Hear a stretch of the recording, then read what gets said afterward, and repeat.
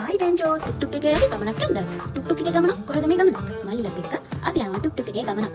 අපි මේ කොහෙටද ආවේ කියලා බලන්න ඇතිනේ. හරියටම හරි. අපි ආවේ වෙලට. ඇයි වෙලට ආවේ? නිකන් ආවේ යන්නේ. ගෙදර ඉන්න නිසා මේ ඔයාලා දන්නවද දන්නේ මේ තියෙන කැට කැලිය. අපි කැට කැලිය කකා වෙලකිගේ ගියා අපි කුඹර තින්තරට. මේ ඔයාලා පේනවද දන්නේ මේ උකුසෙක් මේ ගිරව පස්සේ යනවා. උකුස කුරුටටි කල්ල ගන්නවා වගේ යන්නේ. අපි ඉතින් ඊසරාට එවිද ගිහිල්ලා අපි ගියා අපේ පැලට. අනේ දෙයියනේ තව ඉන්නේ මම ඔය කොන්න කඩා ගන්නවා. මාරි අර මල්ලාට ඕන නම් තැඹිලි ගන්න. එයාලා ඉතින් පීයකුත් අරගෙන තමයි ආවේ. මට එන්න එපා කියලා මට ඔතන ඉන්න කියලා එයාලා ගියා වෙල කෙරවලේ ඇලගවට ෆෝන් එකක් ගත්තා. ඒකත් ඇයිද වෙන. මං එයාලා ඒක තමයි චුට්ටක් එතන වෙලා බලාගෙන හිටියා. තාම මට ඈතට පේනවා කාටවත් නැගලා නැහැ. මං හැම වෙලේම ඉතින් ආයෙත් නැරට ගියා. වෙලට ආපුවම මාළු දහසක් දැයින්නේ. මෙන්න මේ මෙතන මේ අපේ තාත්තලා කලින් මෑන් කරල් මුන්නට බණ්ණක් වගේ හදලා තිබ්බා. ඒව දැන් මෑන්ලා තියෙන්නේ. ඒකනේ මං මල්ලා හොයාගෙන යන්න බෑ. හොයාගෙන මම යන්න දෙයක් නෑ. මට පේනවා මම තමයි ඉන්නේ. ඒකට මං යාළුවෙක් දාට ගියා. අර ඈත පේනවත් නැහැ වල ස්ටුපාට චුට්ටක් පේනවා. මැෂින් එකක් තියෙන ගොයක් කපන මැෂින් එක. මුළු වෙලටම අද තමයි ඉස්සරවම කුරුල්ලක් ගොයක් කපන්න පටන් ගෙන තියෙන්නේ. අද තමයි මුළු වෙලටම වෙලම පත් වෙලෙම ගොයන් කපන දවස. මේ අපිට පේනවා මේ ඒ පැත්ත මම යන්නේ මේ රතියේ. එහා පැත්තේ ගොයන් කහපාටට තියෙන යාට කලින් වැඩ කරපු කුඹුරක්. ඒවා පහලා තියෙන්නේ දැන් කපන කාලේ හරි. දැන් මේ සතිය වගේ අතවලද ඒ කුඹුර අයිතිකාරයෝ වීඩියෝ කපයි. ගොයන් ටික කපලා වීඩියෝ ගනි. අපේ වෙනන්තා පැහැිලා නැහැ. ඒවා මේ තාම ලාපල පාටයි. මම තව ඒවට දවස් තියනවා මං හිතන්නේ.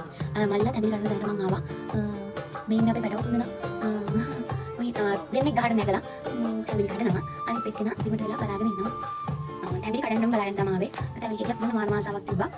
මම එදර ආපු දවසට මම ඉතින් සමහර වෙලාවට මෙහෙම කුරුට එනවා.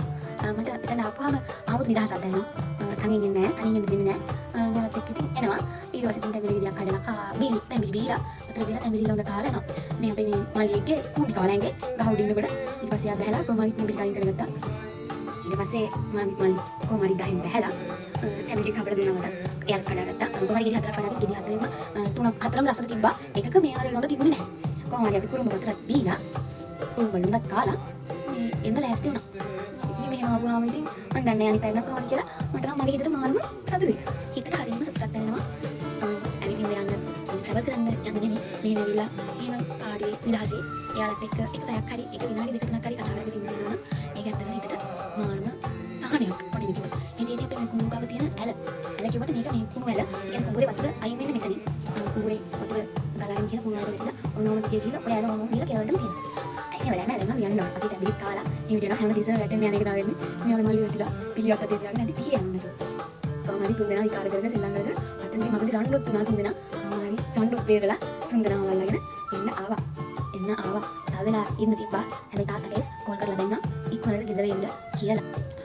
මේ කියන්නේ අපේ වණ්ඩිය. මේක තමයි අපි ආවේ. මම තමයි ඩ්‍රයිවිං. ඩ්‍රයිවිං කරන කොහෙද නෝල්? අපි ගෙදර ගයි ඉතින් සෝකාතාව. හරි යනවා පිටිපිට සෝකාතාව කියලා. ආයි දෙනවා. බයි බයි. යාගෙන තාම යනවා. දුඩු ගාලා යන්න ඕන. ඉතින් අපි ගෙනියන්නම්. බයි බයි.